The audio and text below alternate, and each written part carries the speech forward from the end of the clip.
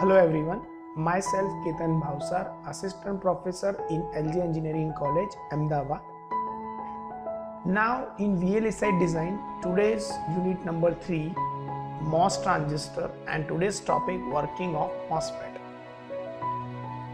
As you all know, in previous session we discussed about MOSFET as an external bias, means how you can apply the external voltages and what exactly the effect is produced when we are talking about the external bias in terms of the accumulation, depletion and surface inversion.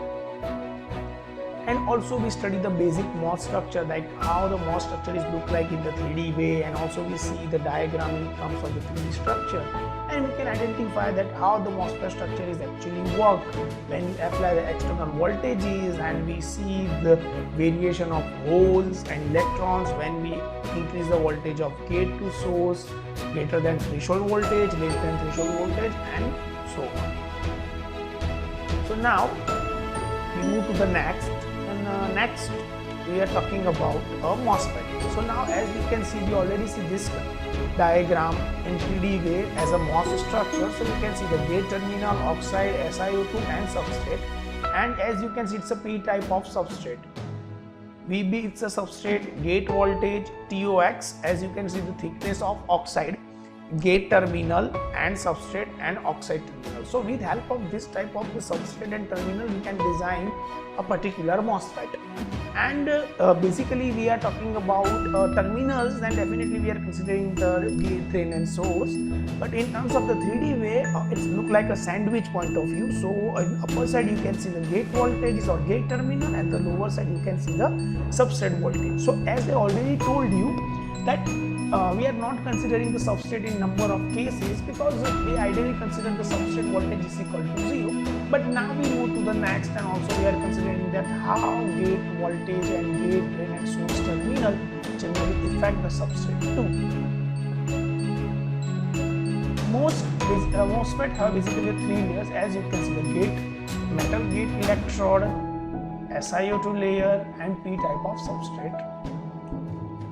The MOS structure form a capacitor. So as you can see, it's look like a capacitor, because as a capacitor also have a 2 terminals, and one side is a leg and second side also a leg. So it's from a capacitor with gate and substrate are as a 2 plates and oxide layer as the dielectric material. And the thickness of SiO2 layer is usually from 10 nm to 50 nm.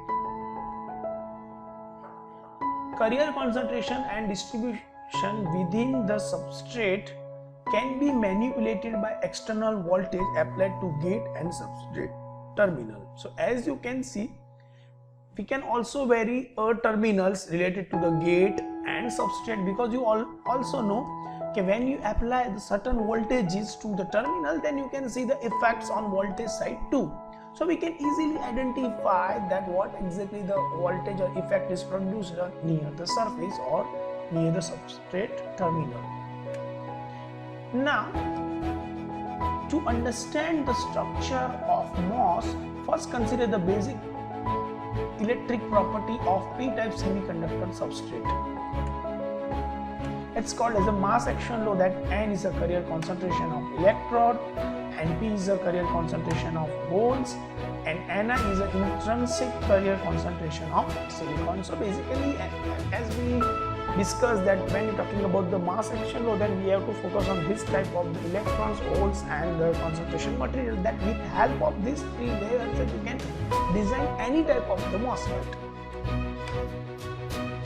The doping concentration of Na is 10 raised to 15 to 10 raised to 16 centimeter minus cube is greater than intrinsic concentration in Ni type of impurity. So with help of this diagram or this particular energy level, we can design any type of a substrate. So now if you're talking about a particular MOSFET, or when we're talking about the structure of MOSFET, when we're talking about the conducting level of the MOSFET, then we have to think about the diagram that we already studied in the first year of engineering. It's an energy band diagram that you already know.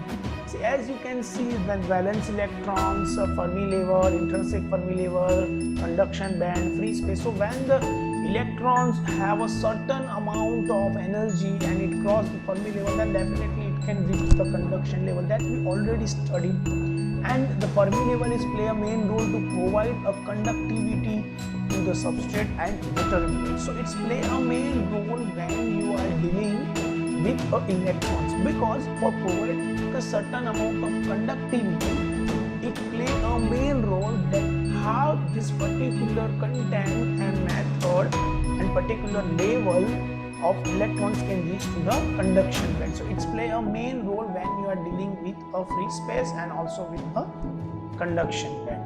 So this diagram is very important for the understanding the movement of electrons from it move from valence to Fermi, Fermi to intrinsic Fermi level and conduction band. So this diagram is very popular when you are dealing with a low voltage and low current point of view, because in this both the situation we have to deal with a certain amount of voltages or with a specific amount of content that we have. So it's play a main role when we are dealing with a content.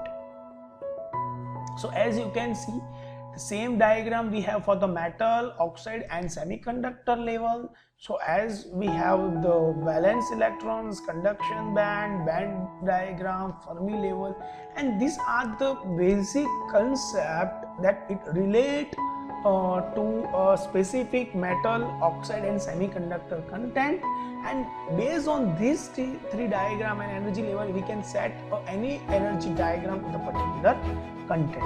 So it play a main role. With help of this diagram only we can reach out or we can work on certain voltages.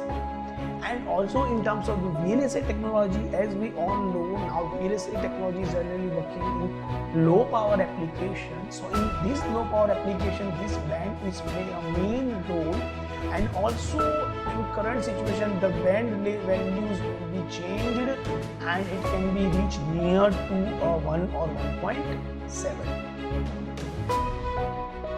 Insulating SiO2 layer has a large energy band gap of 8 eV and the working function is 95 eV. So metal gate has work on 400 eV, and here the work function are the different, so it can be create a voltage drop across the MOS system.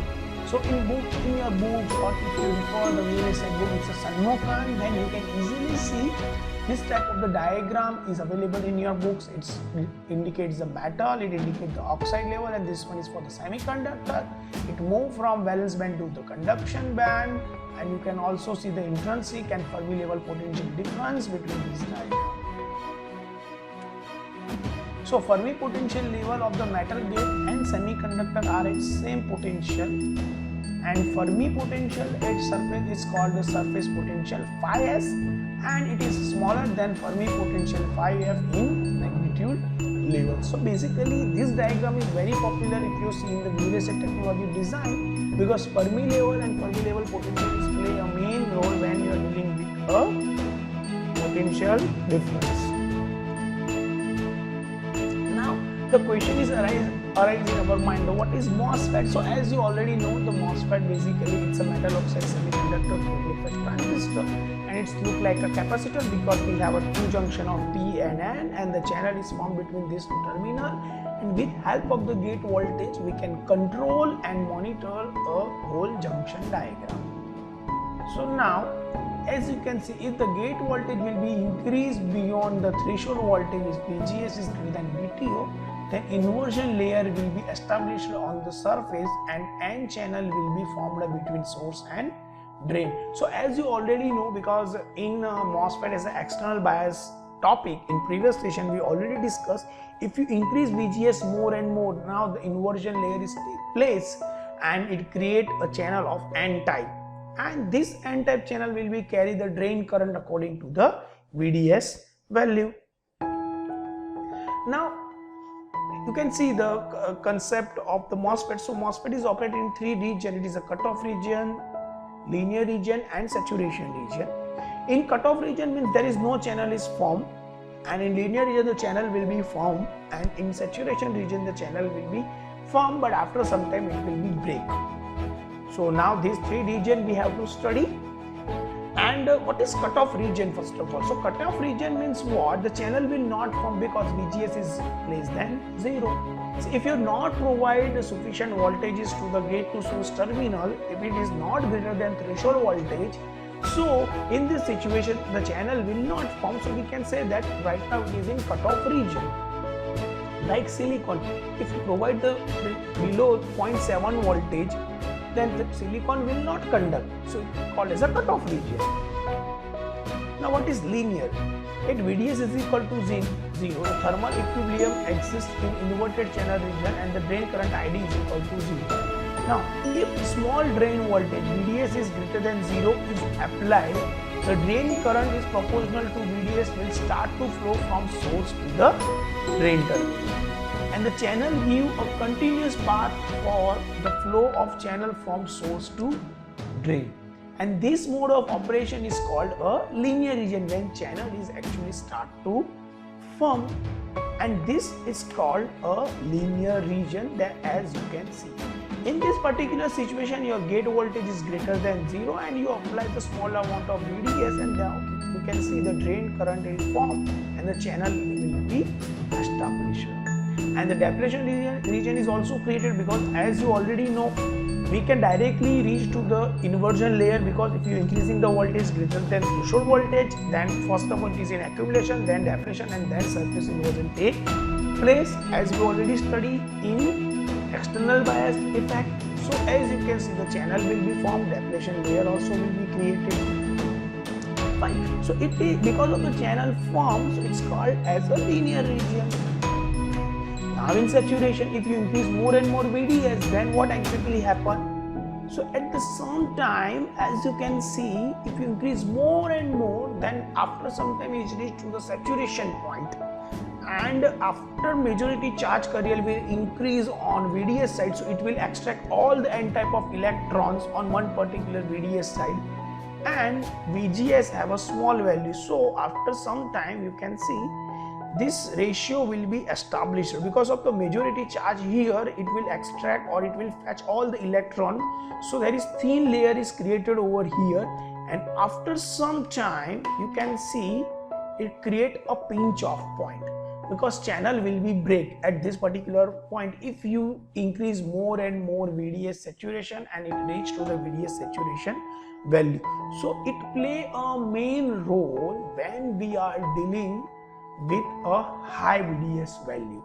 Because of increasing the VDS value here, positive charge increase, so here because of the majority charge positive, it will increase or it will fetch or attract all the electrons near the substrate. So as you can see the channel will be break down from the region and it will called a pinch off point, and you can also see the variation in depletion region. So these are the three regions, as you can see, the cutoff region, linear region and saturation region. Okay, so these are the MOSFET characteristic. We can say that next in study we are study the current and voltage characteristic, but these are the basic operation of the MOSFET, that what exactly the effect is produced in terms of the voltage side too. So in next session we are also discuss about the current and voltage characteristic and what current and voltage characteristic is actually work, and how actually it will affect the basic current and voltage characteristic in terms of hardware and software.